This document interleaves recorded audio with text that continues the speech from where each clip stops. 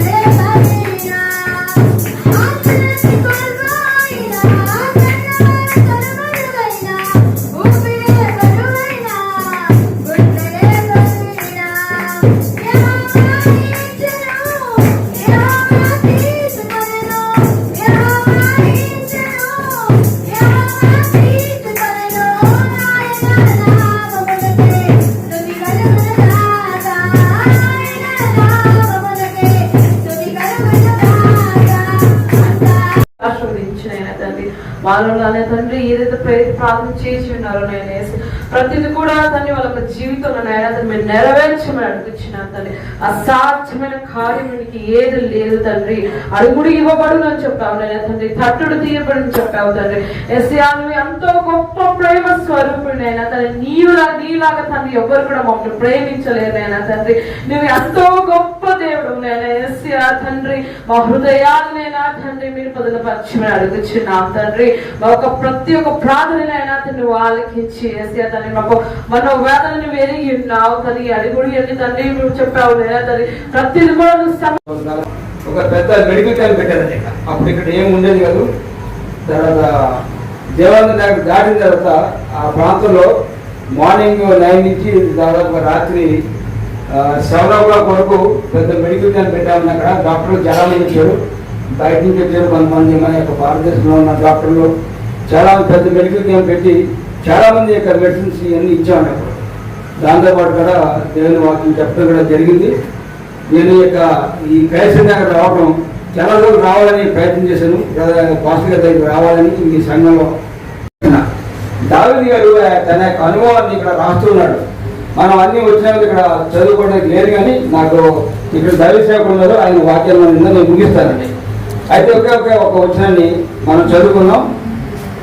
4వ వచనం ఏంటంటే, నేను గడాంధకారపు నేను సంచరించినను ఏ అపాయం భయపడను, నీ డ్యూటీ కట్టి నీ దండములను ఆదరించడని ఆ వాక్యాన్ని మనం చదువుకున్నాం.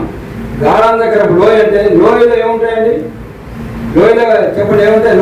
లోయ తెలుసు కదా మీకు. ఒక గొయ్య, కొండకి మధ్య ఉంటుంది గొయ్య ఉంటుంది అనమాట. ఆ గొయ్యలో ఉన్నాడు ఎవరో దావీదు గారు. అయితే ఇక్కడ చిన్న విషయాలు మనం మూడు విషయాలు నేర్చుకోవచ్చు. పరీక్ష, రెండవదిగా ఆయన యొక్క కాపుదల, మూడవదిగా విశ్వాసంలో మనం ఎలాగ సాగాలనే యొక్క విషయాలు యొక్క వచనంలో చాలా ఎవరికి చెప్తూ ఉంటారు. మనకి ఇక్కడ సమయం లేదు కానీ అయితే ఈ 3 విషయాలు దావీదు గారు తన యొక్క అనుభవాన్ని ఇక్కడ చెప్తూ ఉన్నాడు. మన యొక్క అయితే లోయ అంటే లోయలో కరెంట్ ఉండదండి, నీళ్ళు ఉండవు, తర్వాత ఏ విధమైన సౌకర్యం ఉండదు లోయల్లో. మీరు ఎప్పుడైనా కొండలో ప్రయాణం చేస్తే మీకు తెలుస్తుందండి. కొండల్లో ప్రయాణం చేస్తే కొండ ఎక్కాలంటే చాలా కష్టం అండి, మళ్ళీ దిగాలంటే చాలా కష్టం, మళ్ళీ ఎక్కాలంటే చాలా కష్టం. అటువంటి పరిస్థితిలో దావీదు గారు తన యొక్క అనుభవం రాస్తున్నాడు. గాఢాంధకారపు లోయలు నేను సంచరించినను ఏ అపాయానికి నేను భయపడను. అయితే మన యొక్క క్రైస్తవ విశ్వాస జీవితంలో అనేకమైన గాఢాంధకారపు లోయలు లాంటి పరిస్థితులు ఏర్పడుతూ ఉంటాయి. మన వ్యక్తిగత జీవితంలో, కుటుంబ జీవితంలో కానీ, సంఘ జీవితంలో కానీ, లేదా మన యొక్క దేశ జీవితంలో కానీ ఏదైనా చూసినట్టే ఒక్కొక్కసారి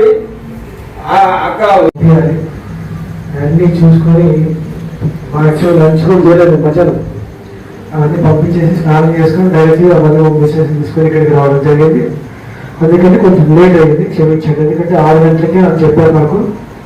కాకపోతే నేను ఎక్కువ సమయం తీసుకోను. ఎందుకంటే నేను 2 నిమిషాలు చెప్పగలను, 5 నిమిషాలు చెప్పగలను, అరగంటలు చెప్పగలను, గంటలో చెప్పగలను.